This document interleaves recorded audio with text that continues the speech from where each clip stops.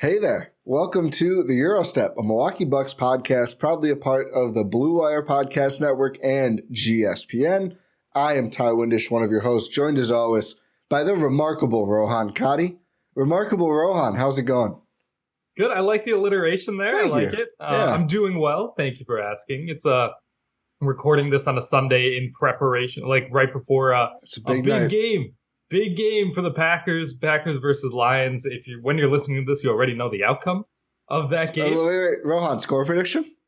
Oh, okay. Ooh, Score you can't prediction, resist okay. a score prediction. I cannot, and it's gonna look so amazing if I'm I right.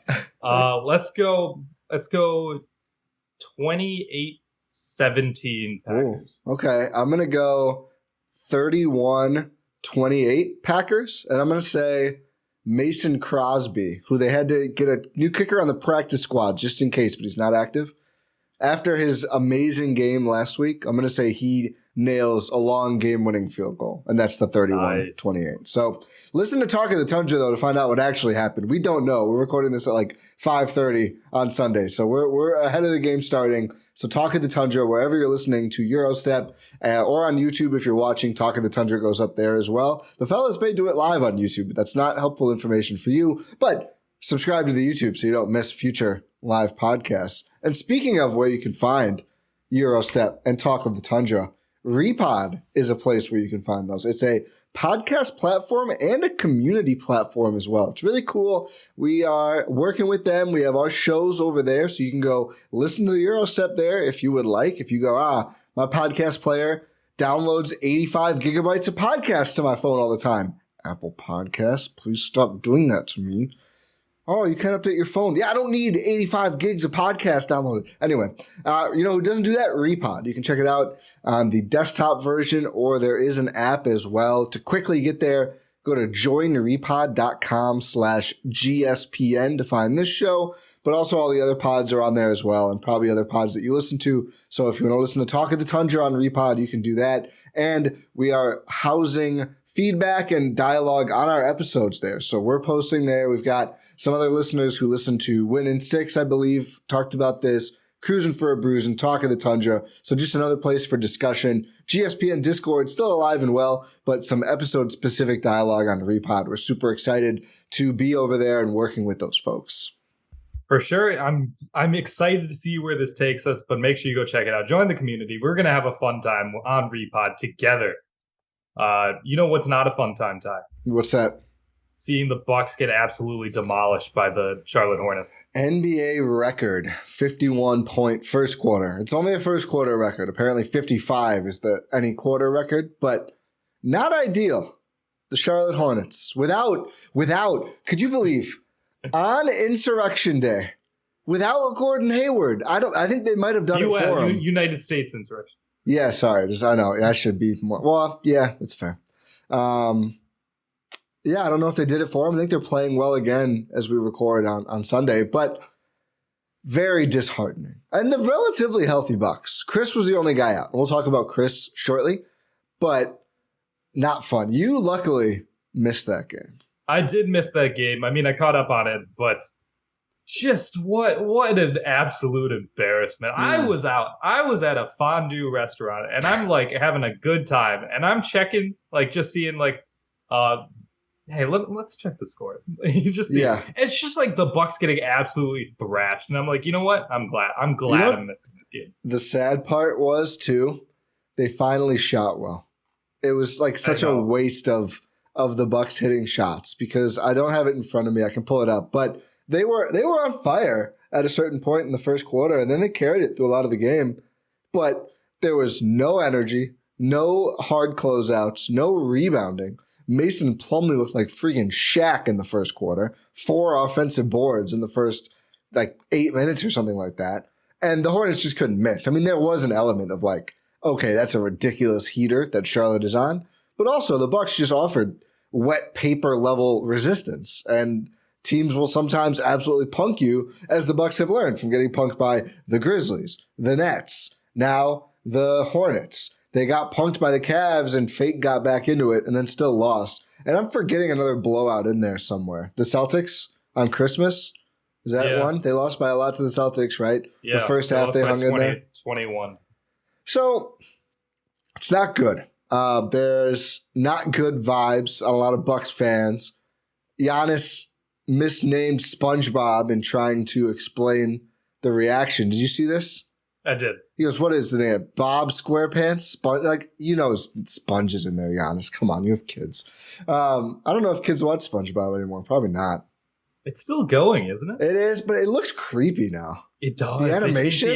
Yeah, they should know. I mean, I get why they had to, but I see why Coco Melon and other things are winning. But anyway, I don't know what the ratings are. Maybe SpongeBob is still winning. That was feelings over facts. But he said people are, basically freaking out. And it's like, yeah, I feel like they have a good point. And Bud, after the game, kind of agreed and said, like, he more or less said the effort's not been good enough. So we are going to talk today about what the Bucks need to return to winning ways. And I think to start, just like kind of general terms, and then maybe we can hone in on some specific players in mind or specific changes in mind if it's not a player. But clearly, like, there's some issues. Like, even with all the injuries and, the fact that they've been down a lot of players, they haven't had their full team together at all, blah, blah, blah. A lot of teams haven't. And the Bucks have had this in past years too. It didn't lead to them getting smoked all the time. And they have the most important guy, Giannis. So, it's not like they played nobody and got blown out and were upset about it. They're playing Giannis, sometimes Jrue as well. And they're just non-competitive in some of these games, which is new. So let's start. Well, where do you want to start, Rohan? What do the Bucks need to return to winning ways? I mean, it sounds cliche to say, and I know these are buzzwords in Milwaukee Bucks discourse, but energy and effort. And I think there's I'm going to go into a little bit deeper meaning because it's just otherwise, what's the point of just saying energy and effort? But one thing that I think could lead to energy and effort is playmaking. And here's where that comes in. Because I believe, first and foremost, that the biggest need for the Milwaukee Bucks is playmaking. And I think a lot of the reasons that we're seeing the Bucks get just blown out and just seem like they're playing really lax out there is because of a lack of energy and effort, which stems from a lack of playmaking. When you have your two primary creators who are out there, like one being Giannis, two being Jrue, who's been in and out but has been back, he played against the Hornets. You see these guys have to do so much on both the offensive end, and then they have to come back and do so much on the defensive end. If you are allowed to have some sort of other player who can create for themselves on the offensive end, it allows for those two to play more energetically on defense. Like, obviously, Brook Lopez, big defensive player of the year candidate, yada, yada, yada. It's one person does not make an entire defense, right? You're going to need Giannis. You're going to need Jrue because those are your two other top defenders. It's fantastic. It's amazing. It's otherworldly that the Bucks are lucky enough to have such two incredible two-way talents. But you shouldn't be stretching them to need to utilize all of those two-way talents.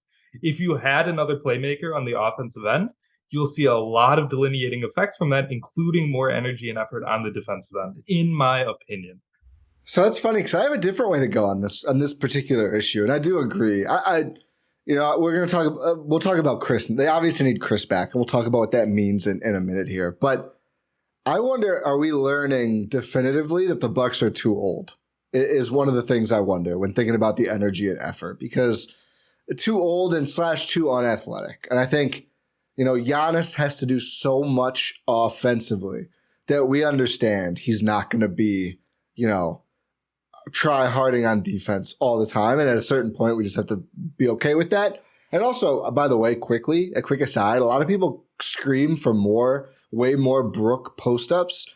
I think it's kind of the opposite for Brook. Like, I think Brook does so much defensively that they don't want to have him shoot 20 times a game. It's what PJ Tucker said when he was on the Bucks. It's like, why do you expect me to do anything on the offensive end? I have to guard. It was during the Nets series, right? He's like, I have to guard KD. Yeah, that's where I'm going to be utilizing all of my effort. Don't expect anything from me on the offensive end. That's still his mantra, by the way, even with dead hand. But I think that's true for Brook. But anyway, to the age and athleticism. The funny thing is, Grayson is like a good athlete, and sometimes it shows up on defense, but sometimes not. But I think you look around at a lot of the rest of the roster, and it's like Javon Carter is a good athlete, but he's small. And he's been playing less because the offense has been quite bad. A lot of the wings, though, are just like, they're not popping off the screen. Like, Pat's pretty athletic, but I'd say it's more of a vertical leap than an athletic burst or speed. Joe Ingles, old. Good, some good offensive moments. Yeah. Defense, I don't know how much better we're going to get there. Wes Matthews, who also is losing his minutes, it seems, has not really been able to do it on either end. And that's been a big deal. I think Wes in particular, we've kind of glossed over it a lot. That's a big deal. When you look at what we thought about this team this year, for going from the Celtics series to the offseason to the start of the season, like Wes basically, you're not being able to factor him in at all. That's a huge deal that I think isn't really talked about. That matters. I mean, that's like, you didn't expect too much offensively, but 35, 36% three-point shooter who's going to you can rely on defensively. He's going to do a random spinning post up every couple games. Just hasn't been there. Whether it's health or age, it's hard to say definitively. The signs are not good. They can't rely on him, and he's obviously not a supreme athlete. Brook Lopez, not going to be the first guy on the floor. He does what he does. Great impact on both ends. Transition, not really his forte. Bobby Portis can do it. I'd like to see a little more. He's athletic enough, but again, it's not like he's not bounce out the gym athlete, which is why I think if you can find, PJ Washington keeps getting thrown out as a guy that someone could trade for. And for a while, I was kind of like, he doesn't move me. Honestly, at this point, I'm like, sure, a young 25-year-old or whatever who has some bounce. Maybe that'll help. Maybe like Bobby, a guy who's not seen as a great defender, could look much better on the Bucks. Something like that. Also, I think it's why MarJon Beauchamp really does need to play more. And this is something I haven't banged the drum. There's a lot of Bud feelings, strong Bud feelings right now. It's that time of year, Ty. Goodness gracious, is it ever. But I am now on board fully, and I know I've said this before. I've said he has to play over West. He does play over West now. We're at a point where, I think Grayson just played well the last two games by his standard. Maybe MarJon should start, or at least with Khris out, because they need it. You watch him every possession, offense or defense, he's one of the first ones down the floor. And against the Hornets, there was still a possession where Grayson and Pat both get beat back down for a transition layup off of a made basket. The Bucks cannot keep allowing these things. It's honestly unacceptable. And I think MarJon would help. And I think it can't all be MarJon. You're not going to play him 48 minutes. He's not going to play 36 minutes. Nobody on the Bucks does. They need more athleticism, energy, and effort. And I agree, playmaking would help with that offensively for sure. But I do think you need more guys who are popping. And you play Ingles, Pat, and Brook, and George Hill together. And it's okay, nobody is athletic enough. And you're losing track meets way too often.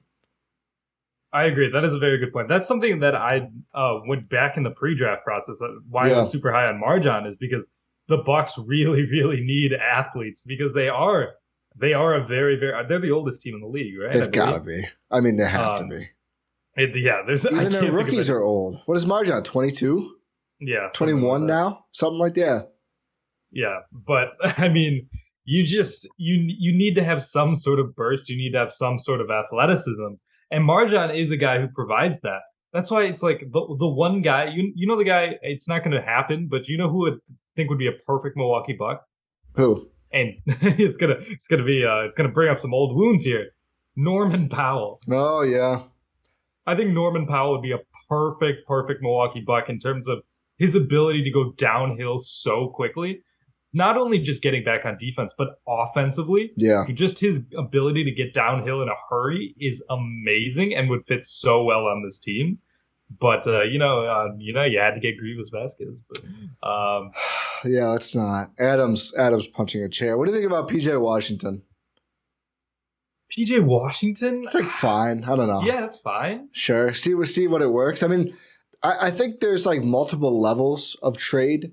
And he's the one where it's if you can send salary and 2 second-round picks and that's all it costs, then sure.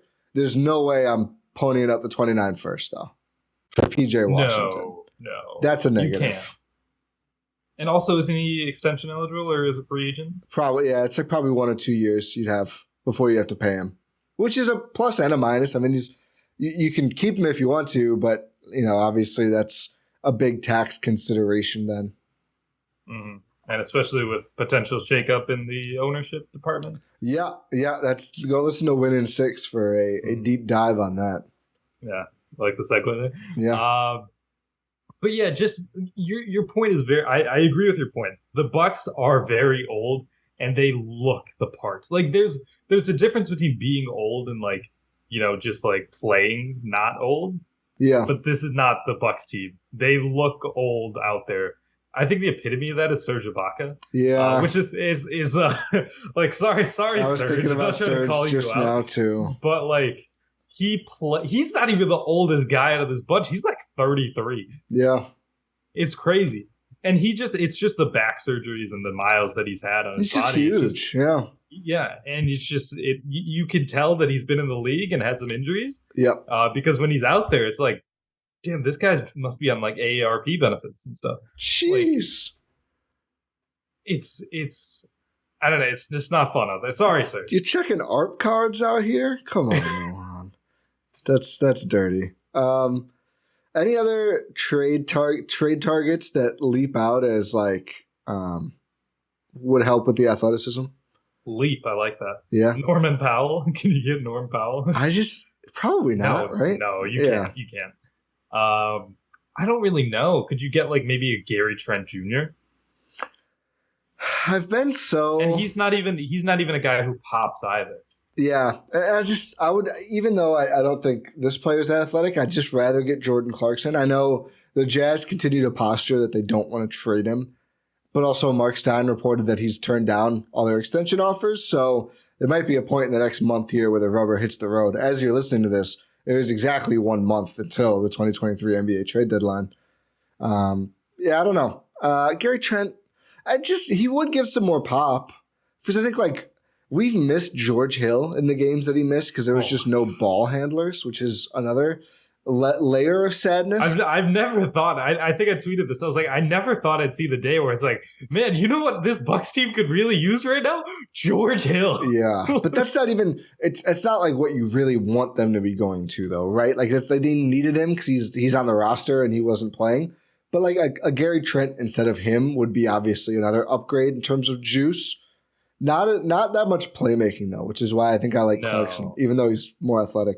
How do you think Crowder fits into this? Because he's a strong dude. He's athletic in the sense that he is very strong. He's not like a burst guy though. No, but fresh legs. That's the bright side of sitting out this whole season. It might be a problem too, because it's like, what's the ramp up going to look like? Like, what kind of shape is he in? Is he in basketball shape? How many games are you getting him for? Yeah. I wonder, his value's probably lower now than it was earlier in the year. Also, the Suns are like kind of a disaster. They're almost a 500. It's bad. And Booker's Booker's out for a bit still. Chris Paul was out today. He missed another game. Maybe a couple second-round picks is looking more and more appetizing. A cost-controlled Grayson Allen for another year for them. They're going to probably need to make, unless they do something crazy at the deadline, they're probably going to need to kind of retool on the fly here this offseason.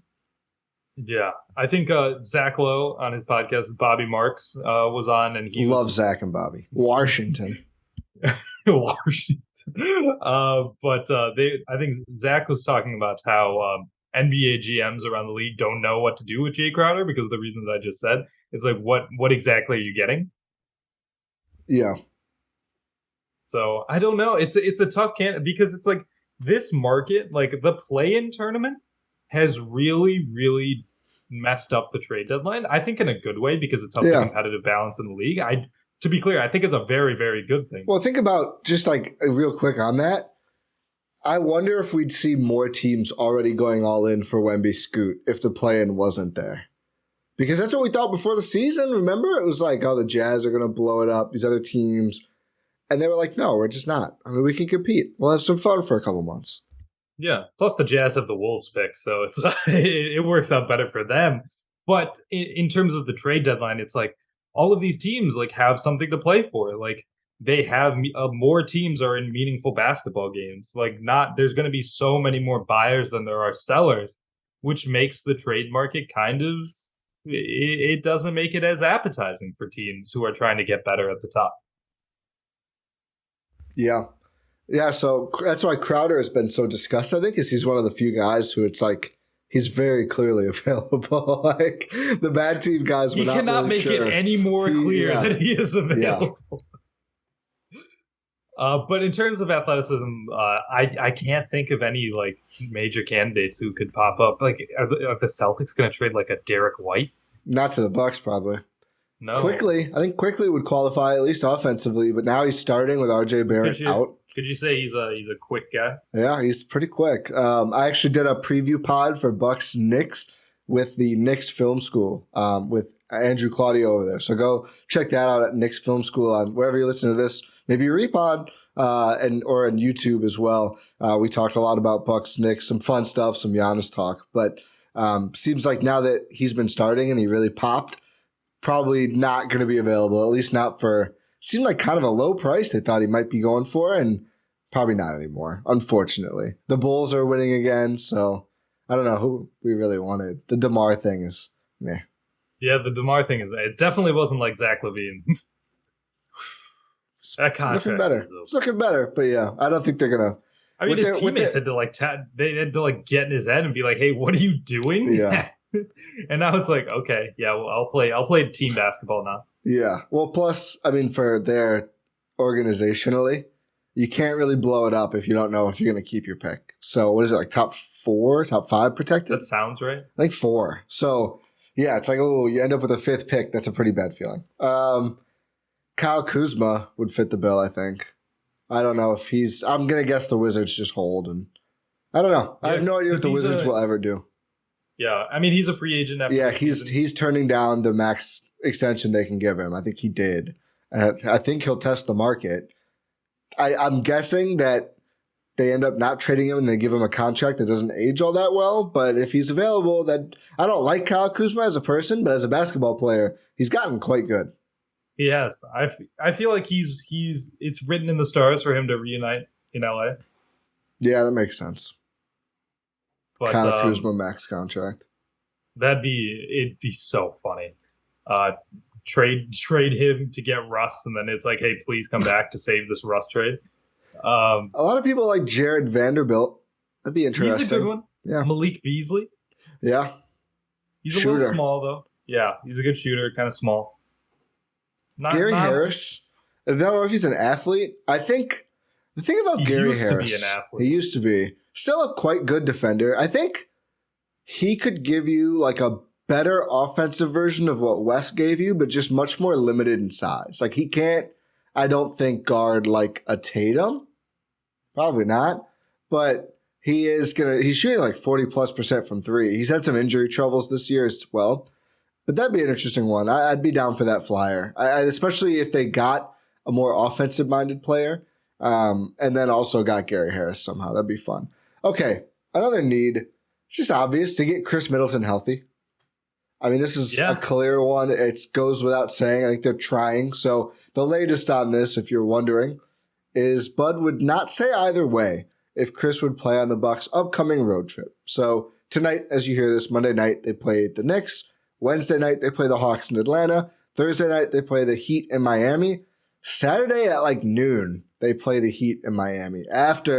They should fly back after the first Miami game. If they want the second Miami game to be any good, let the guys have the Saturday night after the second Miami game is my take. But that's the road trip. So that would be this week. I mean, Bud didn't say no. I'm not going to pencil that in for Khris appearing, and he is already ruled out from Monday's game. But that's a big one because I think what Khris himself does and just making life easier for so many other players. I don't mean like the 7 games of Khris where he's kind of working back in. Like truly healthy Khris doesn't solve every Bucks problem, but it makes them a lot less important. Yeah, exactly. Because he provides the things that we've been wanting aside from athleticism. Sorry, Khris. Yeah, he's not helping too much there. But in terms of like playmaking, shooting, constant, like a leader out there on the court, he's like, I think that's one thing we haven't really talked about is like one guy who's really, really important in setting the tone for this team is Khris Middleton. And he's been out. That's why you see a lot of these blowouts. you see like he's the guy that gets people in check. Like it's obviously Giannis's team, but it's Giannis and Khris run this team. They run that locker room, and it's their guys. So he's one of the guys who can help get people in check, but he can't do that if he's not on the court. Yeah. Yeah, that's why the Crowder thing is kind of interesting. Just to have another guy who's like, I guess, no nonsense. A dog. But I think it's a lofty title. But I think Crowder probably would qualify for that. Why don't we just keep PJ? Well, I don't know. I just got really nostalgic. I know. I mean, it's not like he fills one hole, but it's not their biggest hole. I'm not going to say anything. Yeah. But in terms of playmaking. Yeah, in terms of offense. Khris Middleton does solve a lot of those problems. But, I think I've mentioned this before. Even when this team has been fully healthy with Khris Middleton, they have struggled as an offensive creation team. Yeah. They've had their like woes in the playoffs with half-court offense, even with Khris Middleton. So they should probably be looking to bolster that. And I have one name in mind, Ty. Can you just take a guess? Not already named? Not already named. Wow. How many guys are left in the league? How old are they? It's a good question. Let me look. Just give me a range. I don't even know exactly. He's a little older, almost 34. Almost 34 playmaking. And we haven't said, so it's not Clarkson, who I don't think is that old anyway. He's probably like 31. Wow. I know. I don't think I have any idea. Joe Ingles? Joe Ingles? Did Joe Ingles do more? No, I think he's 36. No. He's same division. As the Bucks? Yeah. Bojan? Yes. Oh, see, I think of scoring, not playmaking. But wow, I'm all in on Bojan. I'm all the way in on Bojan because he is a guy, like you mentioned, he's a scorer because he can get his own shot. Yeah. He absolutely can. Like, he is a big, rangy, versatile guy. Like, what is he? He's 6'7", 226? Yeah, he's a big fella. Guy. He's a big fella who moves well, can create his own shot, would be a perfect fit next to Giannis. Yeah. Absolutely perfect fit. You can run jumbo lineups out there. I think I think he starts, by the way. I think you start a big lineup. Absolutely. You have to. Yeah. You absolutely he's have too to. Good. Because he's way too good. You play him next to Giannis and Brook. If you're worried about any defensive liabilities, those get cleaned up immediately because he is going to be on the wing, not necessarily in the front court, because of how big this Bucks team is. And you can always have bigger guys out there with him. And you can size him down. You can size him up. They would be huge with Bojan. They'd be huge. Their first two bench guys are Pat and Bobby. I think it's a good thing. Like, I think that's how you carry through the bully ball mentality. It's like, exactly. We're bigger than you everywhere. Team. That's this team's mentality. They won a title based on bullying people. And adding a guy like Bojan Bogdanovic would help bolster that identity, let this team get back into what they do best. And by the way, bringing in a 21 point per game scorer, are you kidding me? Yeah. Are you kidding? Like, his numbers are going to go down, obviously, if he gets traded to the Bucks. Yeah, but his efficiency might go up. And a player with that caliber of skill is important because when the chips are down and you're asking Bojan Bogdanovic to be your third creator, what are defenses supposed to do about that? You can't. You can't really do anything. Third or even fourth creator. Fourth. I mean, think about the Bucks offense when they're healthy. I mean, obviously he'd help a lot as Khris gets healthy and gets back up to speed too. But when they're healthy, forget about staggering like Giannis and Khris. You can stagger two of Jrue, Khris, Bojan, Giannis at all times. Like, think about your offense. Your worst offensive lineups have like Jrue Holiday and Bojan Bogdanovic out there. Like, that's a pretty solid lineup for a bench, like a staggered bench, and probably like Pat Connaughton, Bobby Portis. Like, that's a lot of offensive talent. Like, I don't think the fit is perfect, but I think the talent is such that you go get him if you can. And it's promising to me, like Zach talks about Bojan a lot, Zach Lowe now, and it's always like one unprotected first. Like it's usually this Clippers convo because the Clippers always make a move. They have a bunch of salary, and they, like the Bucks, have one future unprotected first. There are not many guys I would trade that first for. Probably Clarkson, certainly Bojan Bogdanovic. And if you can send over, you have to send over a lot of players. You have to deconstruct your roster a little bit. I think it's clearly worth it. I think it would be worth it. I was about to ask you if you think the 2029 first is a good idea for this. I'd say yes, and I'm glad to see that you think so as well. Like here, let me just he's shooting 48.6% from the field, 41.8% from three on 5.8 attempts per game, 53% on twos, Ty. This is a guy who would immediately be an upgrade. And even if you're worried about the potential defensive issues. One, he's a big dude. One thing, I'm not comparing these two players at all. Don't confuse this. But one guy who supposedly was a bad defender but didn't get beat that often was Kyle Korver. Because he played small, but he was also like 6'7". Like you think of Kyle Korver as a prototypical 2-guard, but he's not like that size. He is like 6'6", 6'7", something like that. Just being big, being long goes a long way. And especially like I mentioned earlier, when you have guys like Giannis and Brook behind him, you just need to be able to create some havoc using your arms, your wingspan, your length.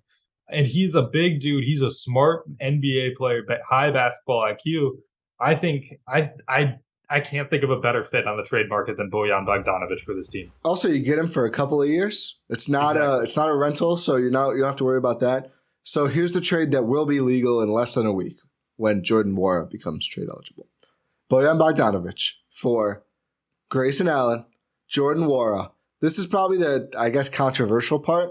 Joe Ingles. Sorry, Joe. That $6.4 million salary is pretty important to this working. Otherwise, you probably have to include one of Bobby or Pat. I don't know if I'm that I don't know. Bojan's exciting. I don't know if I'm trading one of those guys. 2029 first, and I just threw in 2 seconds as well. Here you go, Detroit. The Bucks have the worst of Cleveland or Golden State second this year, so not a very good second rounder. It's probably going to be like 50, 53, something like that. Throw that in, and then the 2025 Pacers second rounder. There you go. Just some extra sweeteners. I ran this by Laz this past week. Laz Jackson, who covers the Pistons, and he said, this is what he told me. He said, Troy Weaver's probably got to show a little bit more soon than a 2029 first. So I don't know. I don't know if I would do that or not. So I don't know. I guess TBD on if the Pistons would want to do that. But, and we've seen with Jeremy Grant, like they held and then eventually traded him later.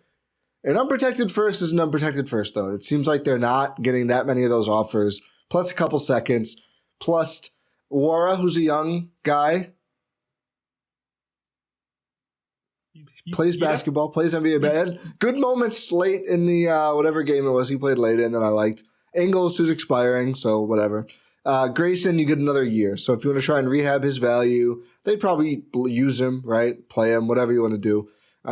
It's not nothing. It's not a terrible offer. It's not a Godfather offer, but I don't think you're getting the 2 Lakers first at this point. They're too bad, even with a 5-game win streak. I don't even think if you're the Lakers, if you're Rob Pelinka, you're not trading the 2 unprotected picks for Bojan Bogdanovic. You can't. I mean, it'd be so irresponsible. So maybe it's something you would do. Yeah, it's hard to say. And also, LeBron certainly wants him to. It's also worth it to mention that John Horst has a good relationship with the Pistons front office. That's true. God, Bojan would be so fun. Yeah. That is, though, why, like, if the Clarkson stuff, if they decide they just should trade him, I think that's a front office who they can be patient. Like, it's not a problem for them that the pick is 29. It's probably a benefit to the Jazz, who are going to be picking a lot over the next few years with all those Wolves picks and their own picks. So, and the Cavs picks. And the Cavs picks. And Ainge just got there. Like, there's no rush. You know, it's not the same as this being Troy Weaver's whateverth year. Although, you know, if they bounce 1 or 2, I think that pressure is going to be off for a little while until you get Wemby or Scoot. But Bojan would be, I think he's probably number 1 on my realistic. Like in the Discord, we talked about Pascal Siakam trades. It's not happening. They're not going to be able to do it. They just can't. They're also not trading Pascal to the Bucks. Yeah, that's true. It's a good point. One quick thing on Bojan. A lot of people think he's not trade eligible. The Fanspo trade machine thing actually says he's not. He is. He got extended for less than, I think it's like 150% or whatever of his salary for 3 years or less. So it would count as an extended trade. It would be a valid extension for an extended trade, which means that you can trade him right after you extend him. So he is trade eligible despite what some sources will say. Correct. You mentioned Clarkson. Try and sell me on Clarkson. They just need more creation. And you look at, I think the biggest benefit to Clarkson versus someone like a Gary Trent. Actually, there's a couple things. I think the biggest for me on court wise, he's not as good of a shooter as some of these other guys, but he's a better playmaker. He's at 3.9 assists this year. He was 3.5 last year. Oh, no, sorry. I'm looking at rebounds. He's 4.5 this year. He's been 2.5 consistently for pretty much his whole career, at least 2.5. So that's good, like usually around 2, if a little lower, assist to turnover ratio, while scoring 20 points per game, 16 points per game on way less minutes, 18 points per game. So it's all around offense. It's for himself and a little bit for others. And he's just a bucket. Like he shot at least 52% from 2 every season since he got traded to Cleveland. He's been consistently there. He's a good free throw shooter. The 3-point shot comes and goes. It's waffled between 36 and as low as 32% last year, which is not ideal. But I just think they're going to need that, as you said, even when Khris is back, someone who things get a little tight, you don't have all the big 3 out there or core 4 or whatever, and you just need a bucket. That's a guy who at any point you can be like, here, go score 2 points. And more than half the time he's going to do it. There's a lot of value in that, even if it's someone that, in the last couple of years would probably be perceived by the league as kind of a chucker. Now that he's hitting 25% on 44% from the field, like there's just value in that. And it's clearly what the Bucks need the most outside of getting Khris healthy. I think they need that even more than a big defensive wing. Like they need more offensive juice, and Clarkson just has it. Yeah, it's crazy to think about. But even we talked about the Wes Matthews regression and stuff like that.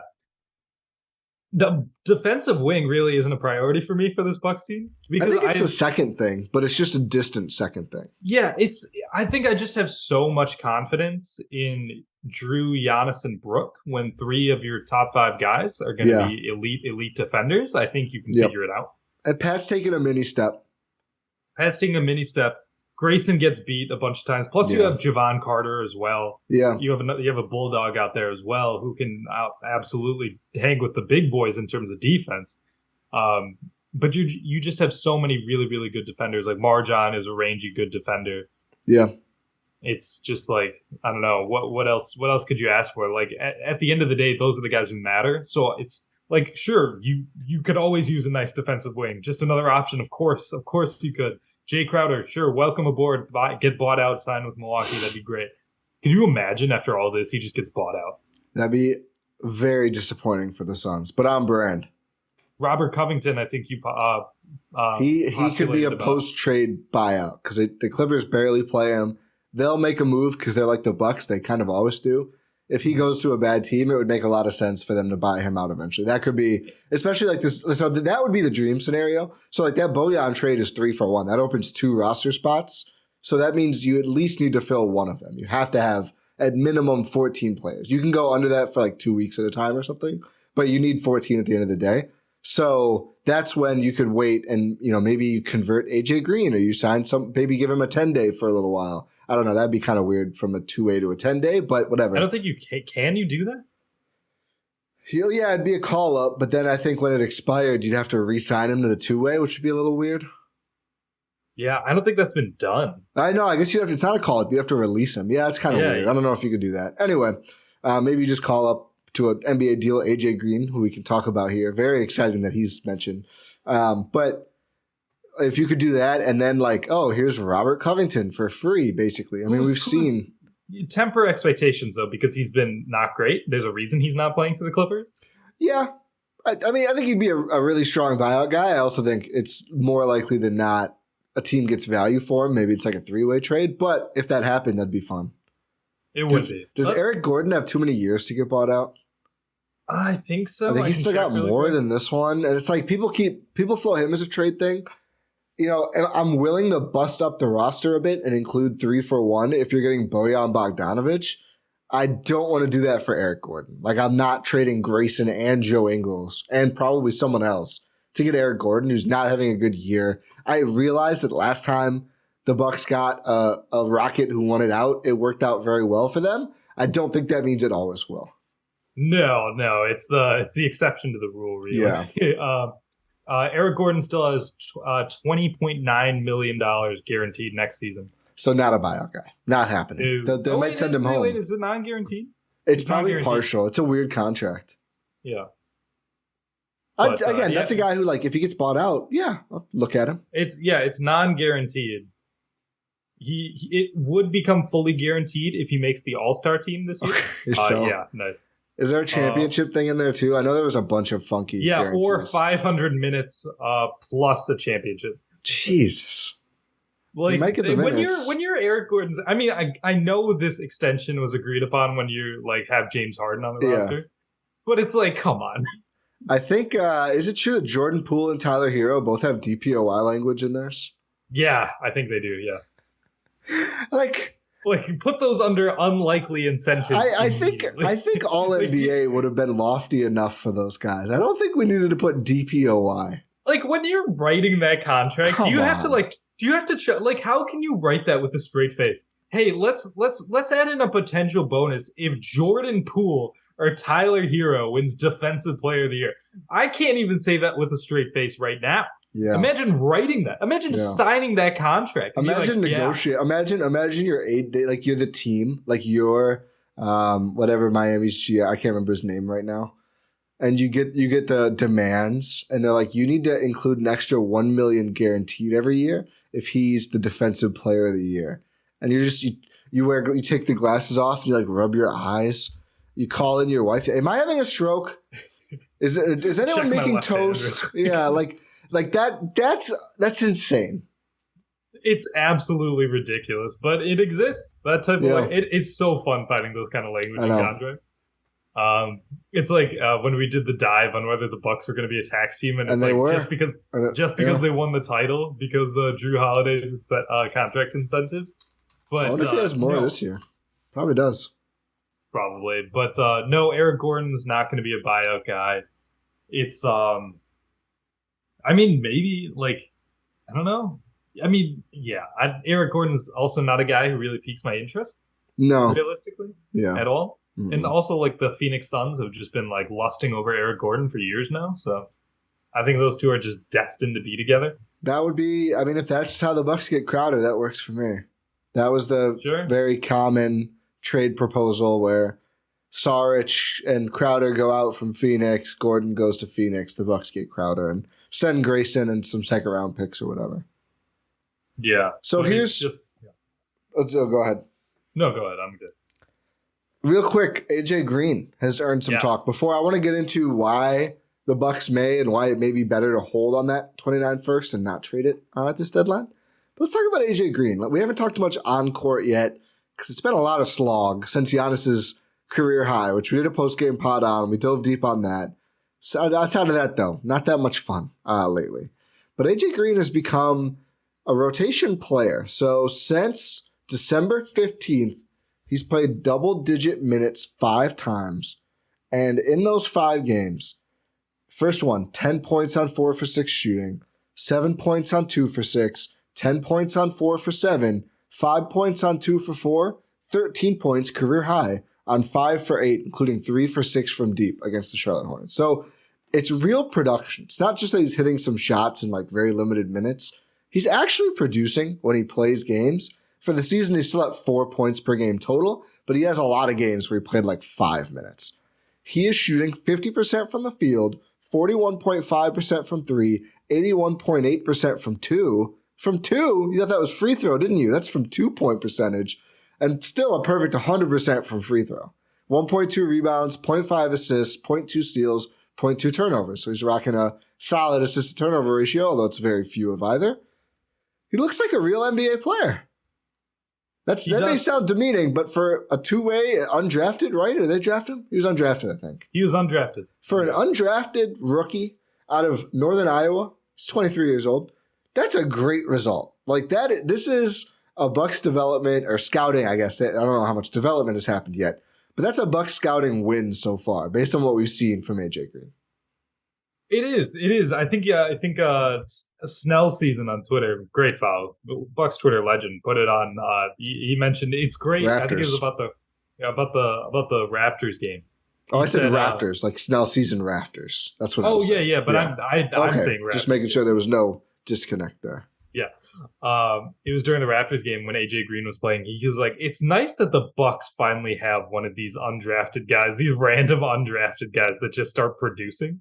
And it's true. Like you rarely see that sort of production from the Milwaukee Bucks. Like even though they've had their successes in second round picks, late picks and stuff, you never really see undrafted guys for the Bucks get a chance because they usually don't make the roster at all. Hugo Basson, pour one out. I mean, he's apparently like I need to. Is he tearing it up? Yeah, we don't know. I need to look and see what he's doing because initially I remember he started out playing really, really well next to Wembanyama because they're on the same team, right? I'm not making that up. They are. Yeah. Metropolis, whatever the number is, 70. I think. Oh, well, 70 something. Is it? I'm Googling. Yeah, it's just nice to see. Like we knew this guy was going to be a straight shooter. He was going to. If we added ours together, we were close. Metropolis 92. 92. Okay. But AJ Green, just a guy who's going to be a guy who's out there to shoot the ball, and I think even Giannis was a guy who mentioned that when you give AJ Green the ball, he's not afraid to shoot it. And that's great because that's what he's out there to do. If you're not going out there and shooting the ball, what are you out there to do? Grayson Allen, son? Oh, yeah. Take some advice. What are you going to say to your son? Yeah. I adopted Grayson Allen during a playback to anyone who's confused. Yeah. It's not going well. It's not. I don't talk to me or my son like that again. Kind of energy. But it's AJ Green just been playing really well. You mentioned he's become an actual rotation player. He's not getting absolutely filleted on the defensive end every possession, which is like, hey, that's more than I expected from you. So the word I would use is stout, a little Korver-esque. He doesn't have the position. Korver was great at positioning. Like that was his thing. Yeah. Maybe AJ can get to some percentage of that. He doesn't. I mean, he's first year in the NBA, but it's like he's stout. He doesn't get bullied. I feel like if someone tries to go through him or stand him up, he's got some heft to him. He is like shorter rookie, like young Duncan Robinson, but if he had Larry Bird's backstory. He's very humble, but also in a way that he knows he can ball. And you can tell that from his shot selection. That's the thing. It's hard as a young guy to come in on the Bucks who have not looked it, but are a championship contender and play with the freedom to just shoot. Even though the Bucks will tell you that, it's still not easy to always do that. AJ Green lets that thing go, dude. AJ Green will be 5+ feet behind the 3-point line. He's just I'm just gonna let it go. That's what I'm here to do. That's kind of my thing. I'm just gonna let that thing go. And he does, and he hits them. Hugo Basson is on Wemby's team, Victor Wembanyama. Also, Herd legend Tremont Waters is on this team. Oh wow. He's balling. He's 16 and 4.5 on Metropolitans. Hugo, though, 13.6 points, 3.6 rebounds, 2.6 assists, shooting 63% from 2, 35% from 3. Pretty good year. He is a bucket. Nice. I mean, it's the first time we've really in a long time seen the Bucks do a draft and stash. Yeah. It's a rare occurrence now in the NBA for that to happen. So it's nice to see the Bucks taking advantage. Except the Thunder, who I think have 8. Yeah. I don't know how good they all are. Knicks had one. Yeah. A few years ago or last year. Or could be yeah, the guy I loved. The guard. Oh, I don't know how. I got to remember his name, then look up how he's doing. But I really liked him coming out of college. Wembanyama, by the way, is 23, 9.5. Only 2.3 assists, but 3 blocks and a steal per game. He's just a monster. He doesn't make any sense whatsoever. No, I'm excited to watch him in the league. Yeah, I think it was Jacob Niffen from the Uncontested who was tweeting about Chet Holmgren and his size is going to add a lot to this team, this Thunder team. And then he's like, then I think about this picture, and it's a picture from the under 19 championships where Chet is standing right next to Wembanyama and just looks like a midget. Yeah. And Wemby is like fluid and kind of, it shouldn't be real. It does look like. It doesn't make any sense. You ever see someone create a player on Madden that's like 7'3", 400 pounds, but super fast? It's just like, that's not real. He's not 400 pounds, but it's like a scotch of like, that's a created player. That's not. Yeah, that exactly. Doesn't exist. It's, especially when you factor in like how difficult it is, like when you consider a guy like Giannis at his height doing what he does. Yeah. Like, did you ever see that clip of Rudy Gobert taking it coast to coast and then just absolutely bricking a layup? And you're like, yeah, Giannis is very skilled. Who's that bum that would talk about Giannis and couldn't play at all? Gilbert Arenas? No. Tall. Remember, he was like, Giannis has no skill, and everyone was like, you guys have the same measurables. Why couldn't you do anything at all in the league? Oh, I must. He worked for ESPN. He was an enemy of Bucks Twitter for a while. He's not heard from anymore. The big guy. Ryan Hollins. Yeah, Ryan Hollins. It's like, Ryan Hollins is like, measurement-wise, he was never as big or fast and strong, but had the size of Giannis. Everyone was like, well, if it's so easy, then maybe you should still be in the NBA or have accomplished anything there. Maybe it's a good idea. I don't know. Something worth trying, that size. I didn't know it was so easy. But yeah, AJ Green, good story. Hope he keeps it up. He's a guy who I could see converted. Yeah, from a two-way into a normal before roster. Mamu, which we agree on. It's a bummer for Mamu. Positionally, which we've said all along from when he was first drafted, really hard. The hardest position to bust out for the Bucks because you're not going to start at the 4, and Bobby Portis is the backup, which you could say he's a 4-5, whatever. Let's just call him a 4 for now. Probably the best backup 4 in the NBA too. So it's like really hard to bust out at that position. And Mamu himself has said, not really a 5. Play that way at the Herd. He's not an NBA 5. Yeah, and I should have probably apologized to AJ Green. I was saying he should be cut from his 2-way. Yeah, that take we both had that take. Didn't age well. Yeah, I know. I'll call myself out here. In fairness, it was more about Lindell than AJ. We hadn't really seen AJ play when we said that, which is why it was probably a dumb take. Yes, it was. And you've been seeing Lindell play. He looks good. Yeah. Yeah, he could be a guy that gets attended. Totally. Yeah, Joe Wieskamp was the second Herd player to be called up. Ibu Baji was called up earlier for a 2-way. Jordan Bone had a really good game too, so we'll see. A couple of intriguing players on that team. For sure. Do we have anything else we need to talk to about here? My vision. Yes. Not an Aaron Rodgers vision. Shout out to Talk of the Tundra. And did you see what he said? His one example of a true must-win game. Aaron Rodgers? Mm-hmm. No. Talking about Packers-Lions. And Pat McAfee. It was Pat McAfee, of course, who must have said that, this is a one-win game, whatever. How do you feel? How do you prepare? Whatever the question was. I just saw the answer. He goes, I never really believed in the idea of a must-win game in sports. You know what a must-win game was? World War II. We had to get that one.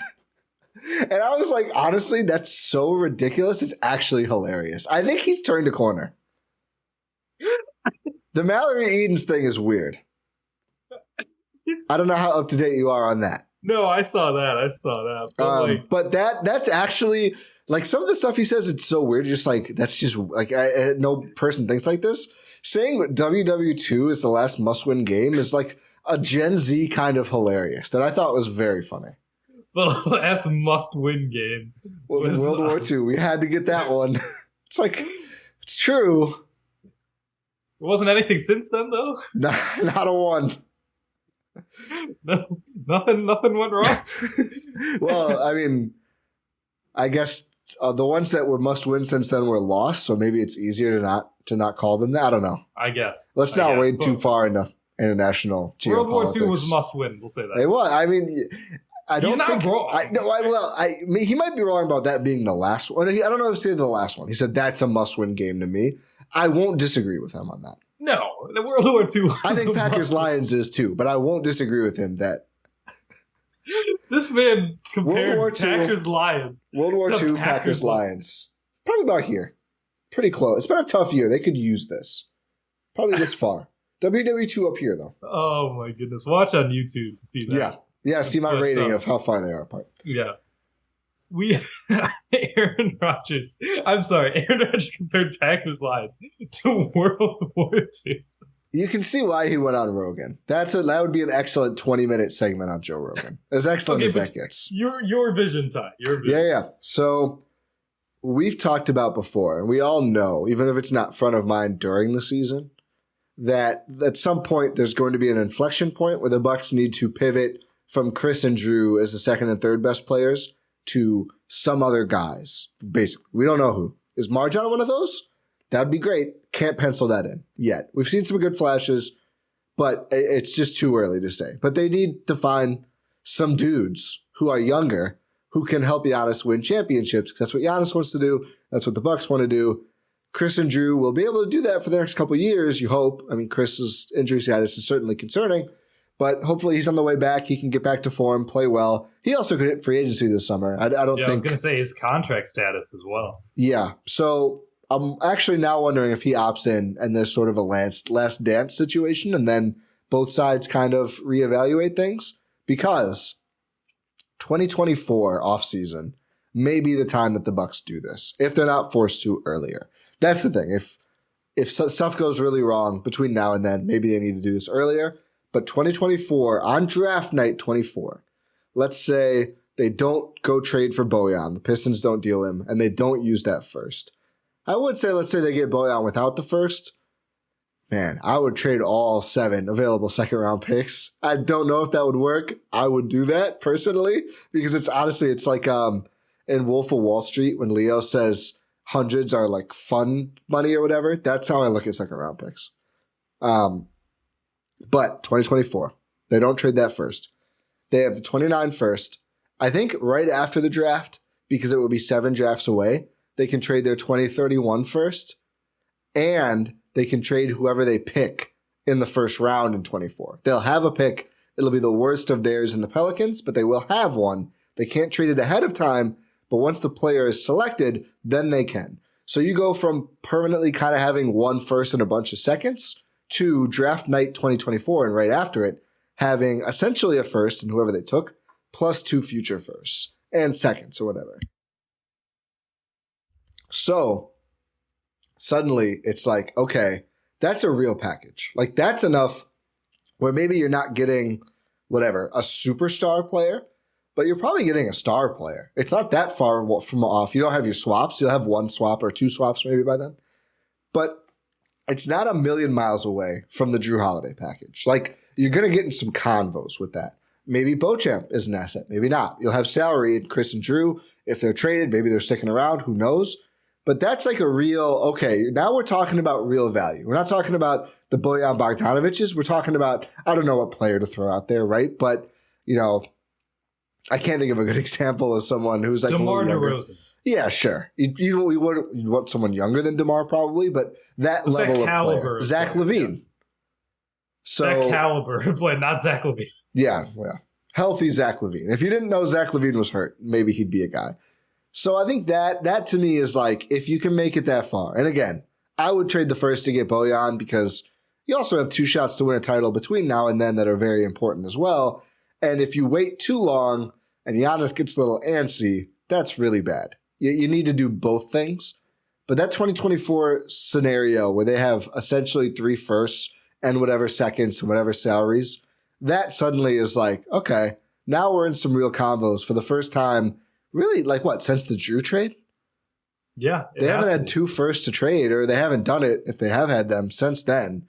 So I think that would be the moment where you find, can we get one more guy in here? So it's interesting.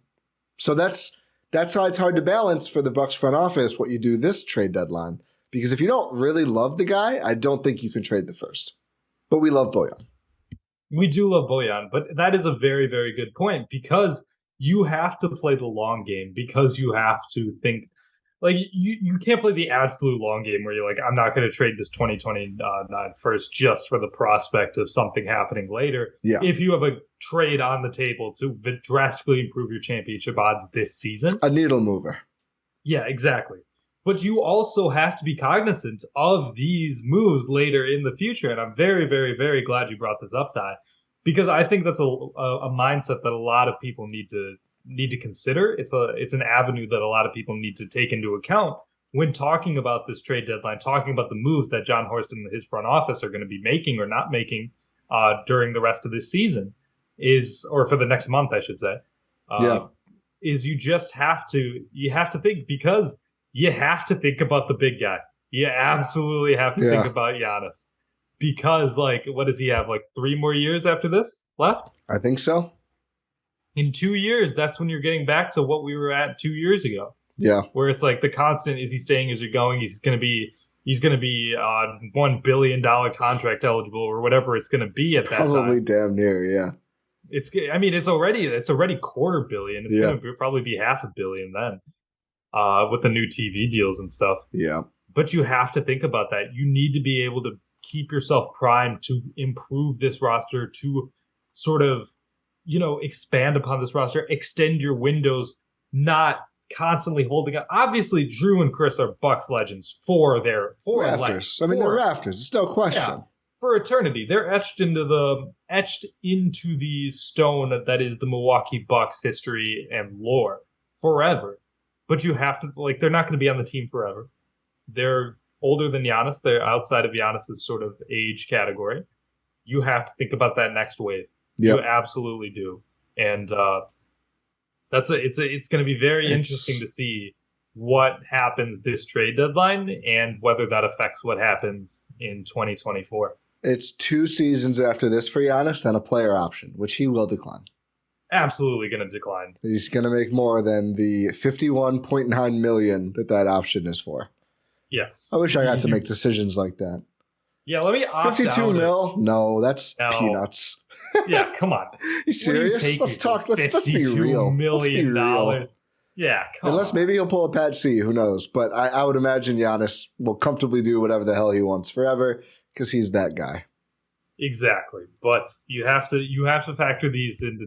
You have to consider these factors when making decisions. Yeah, and I mean, if you trade this first, you still have basically 2 firsts, which isn't nothing, but certainly I think 2 future firsts plus a rookie scale player is more appetizing.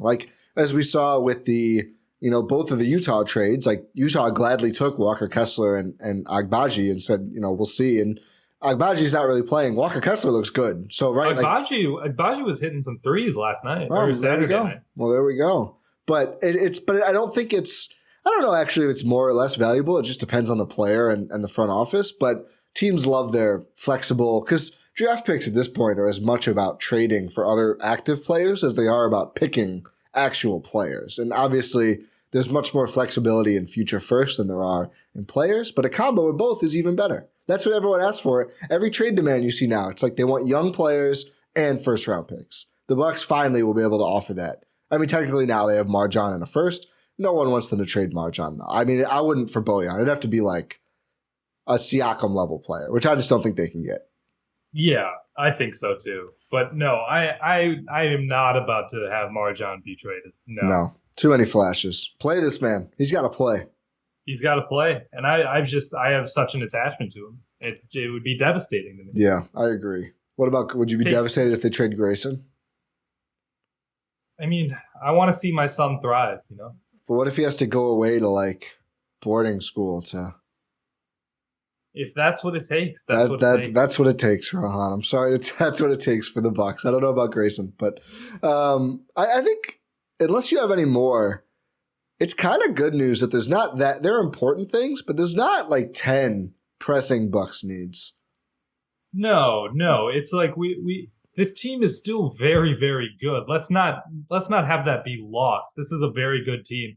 We're only talking about what they need because they need to cement themselves as a championship contender even further into the sense these other teams look really good. Brooklyn looks amazing. Boston is sputtering but still looks amazing.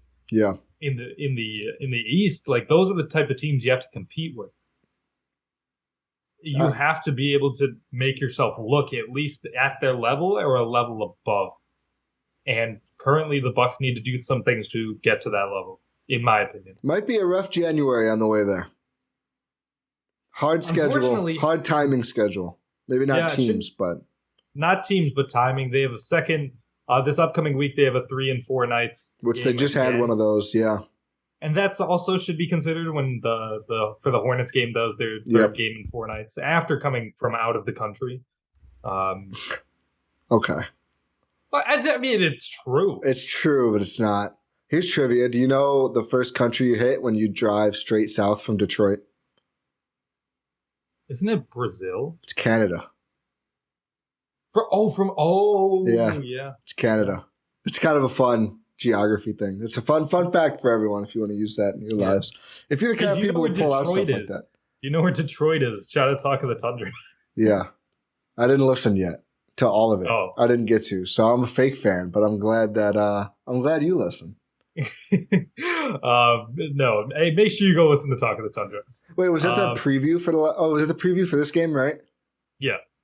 I'm like halfway through. I was listening in the grocery store. I got distracted. Listen to podcasts in the grocery store? Yeah, I don't want to talk to people.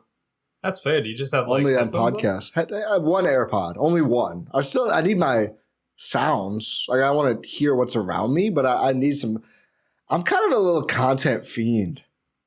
Interesting. I've never done that. I might have to try that. Oh, it's good, dude. I float through the grocery store. I'm checking things off the list, but I think I got so wrapped up in listening to Newmock give out the cheeses.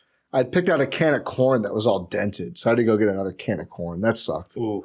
Yeah. See, I like grocery. Are you someone who doesn't like grocery shopping?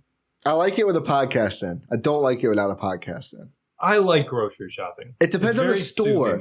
You know what? Customer service isn't good enough these days. I've had you get some people who just don't know how to bag groceries, and it honestly grinds my gears. You're not a self-checkout guy? Depends. I mean, I'm full grocery shop. As a household of two, it's like we need too much stuff to do that. I'm not going to go through there if I have a full cart. A couple things every time because of this very reason, but half the time it's like, okay, here's your eggs. Let me put this sack of bricks you brought on top of that.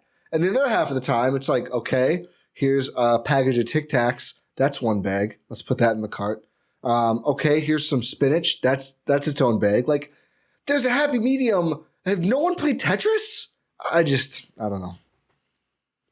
Has no one played Tetris is a good way to end this episode. Yeah, I have nothing else to say. When talking about groceries. So I think we're pretty much wrapped up here. Thank you for listening to this episode of the Eurostep here on the Eurostep Podcast Network.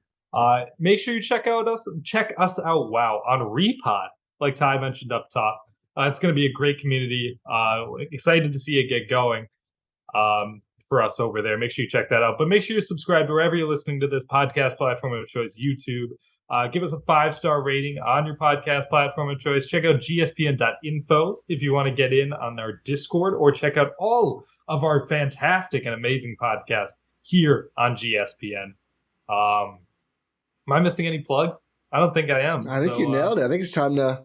Yeah, pod random. Yeah. And we'll talk to you next time.